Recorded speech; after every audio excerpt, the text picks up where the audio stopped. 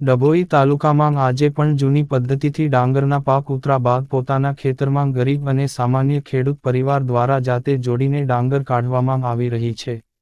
ડભોઈ તાલુકામાં મોટાભાગે ડાંગરનો પાક થતો હોય ત્યારે ખેતરમાં પાક તૈયાર થતાં ગરીબ અને સામાન્ય ખેડૂત પોતાના પરિવારો સાથે જૂની પદ્ધતિથી ડાંગરના પાકને લાકડાના પાટિયા ઉપર જોડી ડાંગર પોતે મજૂરી કરતા નજરે પડ્યા હતા.